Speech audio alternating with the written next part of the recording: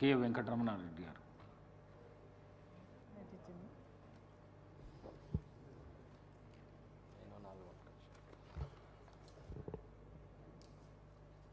ఈరోజు డాక్టర్ మన్మోహన్ సింగ్ గారి సంతాప కార్యక్రమంలో ముఖ్యమంత్రి గారు చెప్పినటువంటి పురస్కారాలు కానీ చేసిన తీర్మానాలు అన్నిటికి కూడా మద్దతు పలుకుతూ ఈరోజు భారతదేశ చరిత్రలో తనకంటూ ఓ ప్రత్యేక పేజీ రాయదగ్గ అధ్యాపక, ఆర్థిక, రాజకీయ నాయకుడు, కీర్తిశేషులు డాక్టర్ మన్మోహన్ సింగ్ గారు.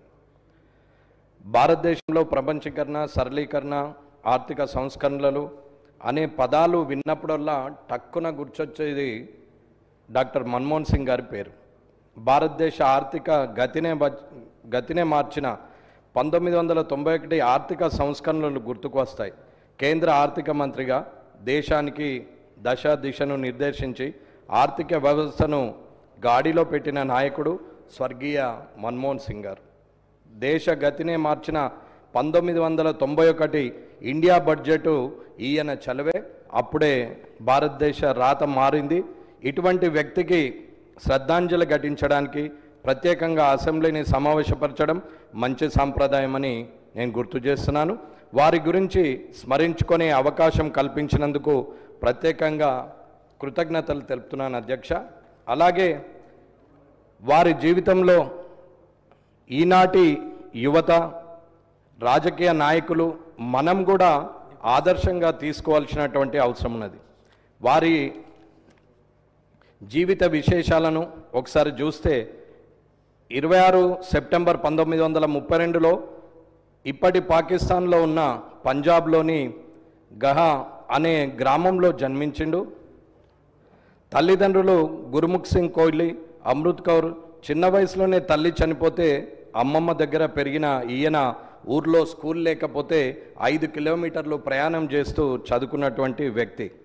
దేశ విభజన సమయంలో ఆయన కుటుంబం పాకిస్తాన్ నుండి ఉత్తరాఖండ్ రాష్ట్రంలోని హల్వానీ నగరానికి వచ్చింది. 1948లో అమృత్సర్ అంటే ఇప్పుడు ఇండియాలో ఉన్న పంజాబ్లో నగరంలో స్థిరపడ్డారు. మన్మోహన్ సింగ్ గారు అమృత్సర్లోని హిందూ కాలేజీలో చేరారు. 1952లో పంజాబ్ యూనివర్సిటీ నుంచి ఆర్థిక శాస్త్రంలో డిగ్రీని, 1954లో పీజీని కంప్లీట్ చేయడం జరిగింది. 1957లో ఇంగ్లాండ్లోని కేంబ్రిడ్జ్ యూనివర్సిటీ నుండి ఎకనామిక్ అంటే ఆర్థిక శాస్త్రంలో ఆనర్స్ పూర్తి చేయడము జరిగింది. ఈయన స్కూల్ నుండి యూనివర్సిటీ వరకు చదువుకున్న చదువులలో టాపర్గా ఉంటూ స్కాలర్షిప్లతోని మాత్రమే చదువుకున్నటువంటి మహోన్నతమైన వ్యక్తి డాక్టర్ మన్మోహన్ సింగ్ గారు. కేంబ్రిడ్జ్లో ఆనర్స్ పూర్తయిన తర్వాత ఇండియాకు వచ్చి పంజాబ్ యూనివర్సిటీలో పాఠాలు చెప్పడం జరిగింది ప్రొఫెసర్గా. 1960లో ఇంగ్లాండ్ వెళ్ళి ఆక్స్ఫర్డ్ యూనివర్సిటీలో డీఫిల్ చేసి తర్వాత ఇండియాకు తిరిగి వచ్చి అదే పంజాబ్ యూనివర్సిటీలో రీడర్గా కూడా పనిచేసినారు డాక్టర్ మన్మోహన్ సింగ్ గారు. 1963 నుండి 65 వరకు అదే యూనివర్సిటీలో ఎకనామిక్స్ ప్రొఫెసర్గా పనిచేశారు. 1966 నుండి 1969 దాకా United nations conference on trade and development కోసం పనిచేశారు.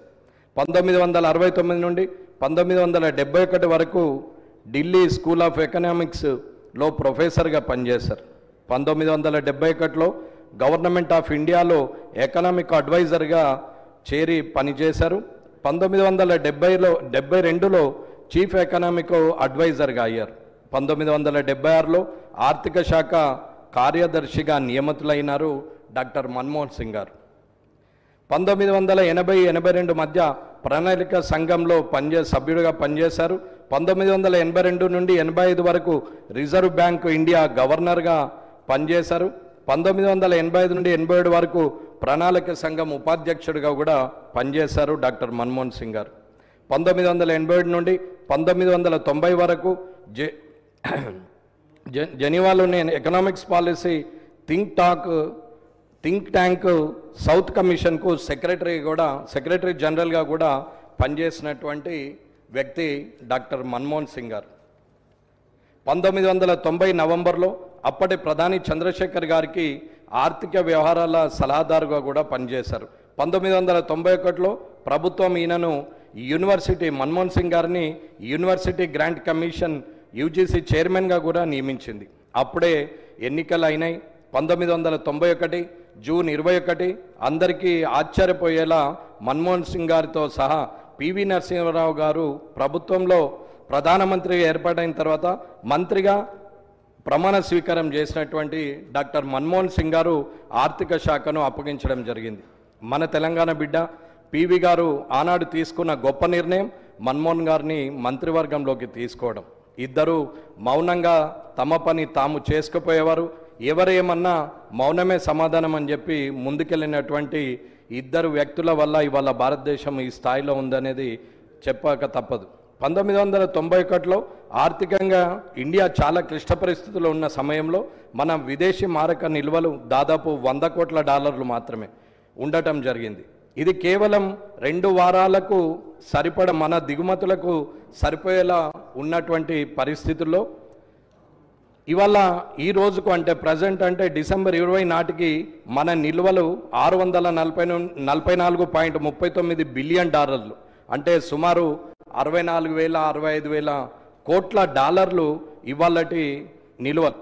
ఈనాటితో పోల్చితే అంటే అప్పుడు ఎలాంటి విపత్కర పరిస్థితులు ఉన్నాయో మనం ఒక్కసారి అర్థం చేసుకోవచ్చు. డాక్టర్ మన్మోహన్ సింగ్ గారు 1991లో తీసుకున్న నిర్ణయాల ఫలితమే మనము ఈరోజు విదేశీ మారక ద్రవ్య నిల్వల స్థితి, దేశ ఆర్థిక ముఖ చిత్రాన్ని మార్చిన దార్శనికుడు ఆయన. అలాగే లెఫ్టిస్టులు పట్టుబట్టి పదాలుగా వాడి ప్రైవేటీకరణ, ప్రపంచీకరణ, సరళీకరణలను ఆయుధాలుగా చేసుకున్న ఈరోజు ఉన్న పర్మిట్ రాజ్ అనే పద్ధతిని పక్కన పెట్టి ఆర్థిక వ్యవస్థను గాడిన పెట్టారు. ఆనాడు ఆ ఇద్దరు కలిసి తీసుకున్న పివి నరసింహారావు గారు, డాక్టర్ మన్మోహన్ సింగ్ గారు తీసుకున్న నిర్ణయమే నేడు ప్రపంచ దేశాలకు చెందిన పెట్టుబడిదారులకు డెస్టినేషన్ ఇండియాగా కనబడుతున్నది. తర్వాత డాక్టర్ మన్మోహన్ సింగ్ గారు అనూహ్య పరిస్థితుల్లో 2004 మే 22న భారత ప్రధానిగా బాధ్యతలు తీసుకొని 10 సంవత్సరాల 4 రోజులు రెండు టర్ములు ప్రధానిగా మే 26, 2014 వరకు దేశానికి సేవలందించినటువంటి వ్యక్తి డాక్టర్ మన్మోహన్ సింగ్ గారు. 2004 నుండి 2014 మధ్యకాలము దేశవ్యాప్తంగా రైతులకు రుణమాఫీ చేశారు. జాతీయ గ్రామీణ ఉపాధి హామీ పథకం తెచ్చి నిరుపేదలకు ఉపాధి కల్పించారు. పాలనలో పారదర్శకత కోసం రైట్ ఇన్ఫర్మేషన్ యాక్ట్ తీసుకొచ్చారు. అలాగే సమాచార హక్కు చట్టంతో పాటు రైట్ టు ఎడ్యుకేషన్ యాక్ట్ను కూడా తీసుకొచ్చినటువంటి వ్యక్తి డాక్టర్ మన్మోహన్ సింగ్ గారు. నికార్సైన రాజనీతిజ్ఞుడు మన్మోహన్ సింగ్ గారు. ఎందుకంటే ప్రభుత్వానికి మద్దతు ఉపసంహరించుకుంటామని లెఫ్టిస్టులు హెచ్చరించిన కంట్రీ ఫస్ట్ పార్టీ నెక్స్ట్ అని భావించి భారత అమెరికా పౌర ఒప్పందాన్ని కుదుర్చుకొని అసలైన రాజనీతిజ్ఞుడిగా నిరూపించుకున్న మన్మోహన్ సింగ్ గారు. అలాగే ఐఐటి హైదరాబాదు ఈయన పుణ్యమే 2008లో అది ఇక్కడ ఏర్పాటు చేయడం జరిగింది. అలాగే డాక్టర్ మన్మోహన్ సింగ్ గారి పర్సనల్ లైఫ్ని మనం పరిశీలిస్తే అది మనకు ఆదర్శంగా ఉంటుంది. రాబోయే రాజకీయ నాయకులు కానీ యువత కానీ రాజకీయంలోకి రావాలనుకున్న వ్యక్తులు కానీ మన్మోహన్ సింగ్ గారి పర్సనల్ లైఫ్ను కూడా గమనిస్తే 10 ఏళ్ళు ప్రధానిగా, అంతకుముందు ఆర్థిక మంత్రిగా, ఉన్నత అధికారిగా, యూనివర్సిటీ ప్రొఫెసర్గా పనిచేసిన అతి సాధారణ జీవితం గడిపిన వ్యక్తి మన్మోహన్ సింగ్ గారు. ఫార్చునర్ల జీవితానికి దూరంగా మారుతి 800తో తృప్తి పడిన వ్యక్తి డాక్టర్ మన్మోహన్ సింగ్ గారు. నిజాయితీకి మారుపేరుగా తన ఇంటి అద్దెను కూడా నెల అస్సాంకు పంపినటువంటి గొప్ప మనిషి డాక్టర్ మన్మోహన్ సింగ్ గారు. బుక్స్ చదివే అలవాటు బాగా ఉండేది. ఈయన స్వతహాగా రచయిత. 1964లో తన మొదటి రచనతో ప్రారంభించి 2003, 2004, 2006 మరియు చివరగా 2019లో చేంజింగ్ ఇండియా అని పుస్తకంను కూడా రచించారు. ఈయన రిజర్వ్ బ్యాంక్ గవర్నర్గా చేసిన సమయంలో ఆఫీస్ దగ్గరలో ఉన్న బుక్ స్టాల్కు నడిచి వెళ్ళి ఆ స్టాల్లో ఉన్న వర్కర్స్తో కూడా చాలా ఆప్యాయంగా మాట్లాడినటువంటి వ్యక్తి డాక్టర్ మన్మోహన్ సింగ్ గారు. ఆయన గొప్ప రాజకీయ నాయకుడే కాదు, ప్రజల నాయకుడు. ఈ దేశానికి దొరికిన ఆనిముత్యం.